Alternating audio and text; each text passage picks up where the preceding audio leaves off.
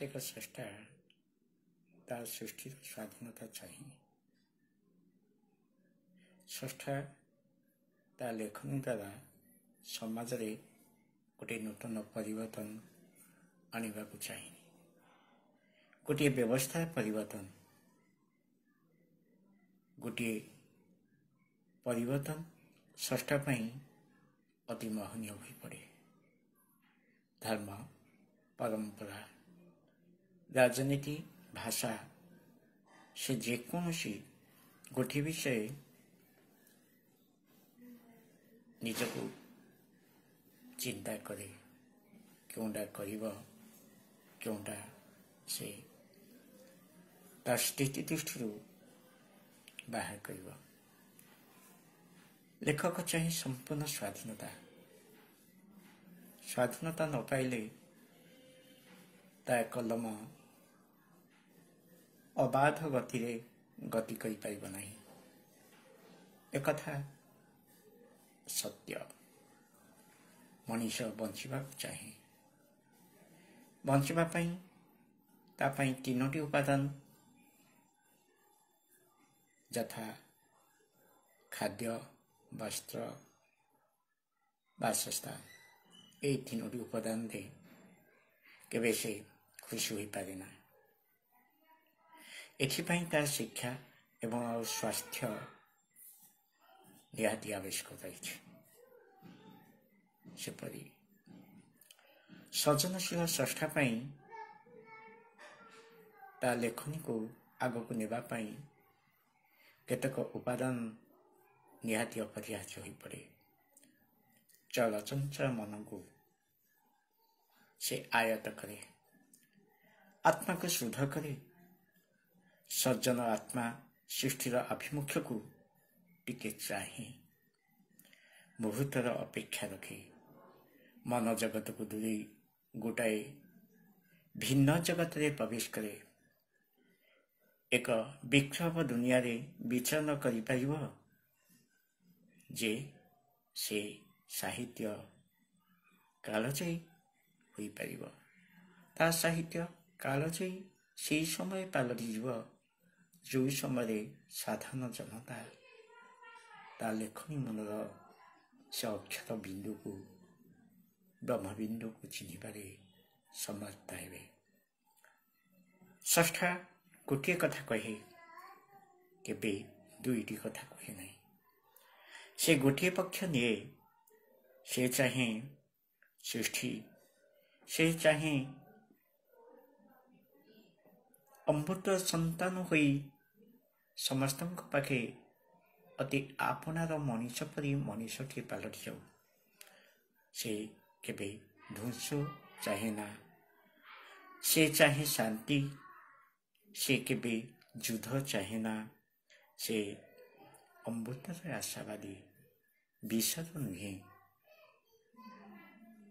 प्रयोजनता को देखी से ता काव्य से ता कला रूप को विभिन्न कविता माध्यम हो गल्प माध्यम हो बा उपन्यास माध्यम हो बा नाटक माध्यम हो निजर भाव चिंतन को से परिप्रकाश करे। से तो दिने भीम भई कहते प्राणी आदत दुख प्रमित देखु देखु केवा सहु मो जीवन पछे नरके पढ़ी थाऊ जगत उद्धार हेउ। लेखक समकाल प्रद्रष्टा। से केबे भविष्यत कथा कहे नहीं। अतीत वर्तमान कथा कहे। लेखक तार अंगीकारबद्धता प्रतिबद्धता नहीं लेखे केबे मानपत्र पछे गुड़ाए नहीं। आज समाज जो केतेक लेखक मानपत्र पछरे गोड़ेबा लगी से माने बुझंती नहीं ए मानपत्र मूल्य कौन बा हेबो। समाज सचेतनता ही लेखकर पृष्ठभूमि। समाज को गोटे दिग समाज को गोटे नूतन रूप समाज को गोटे भाव सजाई देवारे से जो अग्रणी भूमिका निए ताहे होची साहित्यर इतिकथा। साहित्य আজি ବ୍ୟକ୍ତି ଜୀବନ ବ୍ୟକ୍ତିଗତ କଥାକୁ କହେ ନାହିଁ, ସାହିତ୍ୟ ଆଜି ସମଷ୍ଟିଗତ କଥାକୁ କହେ। ସେ କେବେ ନିଜକୁ ଦେଖେ ନାହିଁ, ସେ ଦେଖେ ସମାଜକୁ। ସେଇଥିପାଇଁ କହେ ସ୍ରଷ୍ଟା ଆଗରେ ପଡ଼ିଛି ପଥ ବହୁ ଦୂର, ଆହୁରି କେତେ ଯେ ବାକି, ଚାଲିବି ଚାଲିବି ନପାରିବି ଥକି, ମୁଜିବା ଆଗରୁ ଆଖି। ପୁଣି କହେ ସେଇ ଗାଁ ମାଟିର କଥା, ଯେମିତି ସେଦିନ କବି ସଚ୍ଚିଦାନନ୍ଦ ରାଉତରାୟ କହିଥିଲେ, ଛୋଟ ମୋର ଗାଁଟି, ଭୂଗୋଳ ପଛିରେ ତାର ନାହିଁ କେବେ ନାଁଟି, ଛୋଟ ମୋର ଗାଁଟି।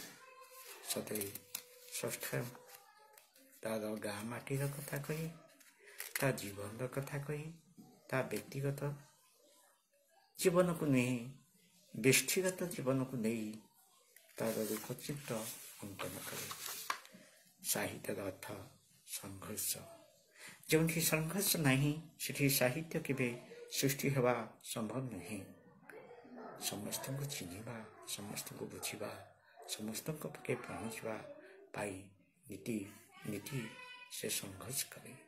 ସଂଘର୍ଷ ଭିତରେ ତାର ଆନନ୍ଦ, ସଂଘର୍ଷ ଭିତରେ ତାର ଭାବକୁ ସେ ପରିବ୍ୟକ୍ତ କରେ।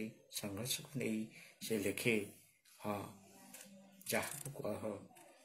ଯାହାକୁ କୁହାଯାଏ ଏହି ସାହିତ୍ୟ ଦିନେ ନବାଗତ ଇତିହାସରେ ପାଲଟି ନଯିବ, କିଏ ବା କହିବ।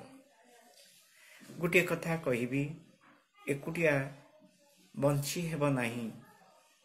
ଏ ଜନସମାଜରେ ସମସ୍ତଙ୍କୁ ନେଇ ବଞ୍ଚିବାକୁ ପଡ଼ିବ, ସମସ୍ତଙ୍କୁ କୁହାଇବାକୁ ପଡ଼ିବ, ସମସ୍ତଙ୍କ ସହିତ ମିଶିବାକୁ ପଡ଼ିବ। ସେଇଥିପାଇଁ ଭଗବାନଙ୍କ ନିକଟରେ ଆମେ ଯୋଡ଼ ହସ୍ତେ ନିଜ ପାଇଁ ନ ମାଗି ସମସ୍ତଙ୍କ ପାଇଁ ମାଗୁ।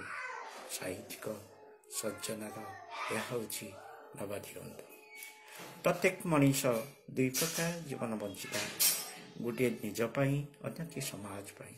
ତେଣୁ ସାହିତ୍ୟ ହେଉଛି ସେଇ ଦିନ ଜଣଙ୍କର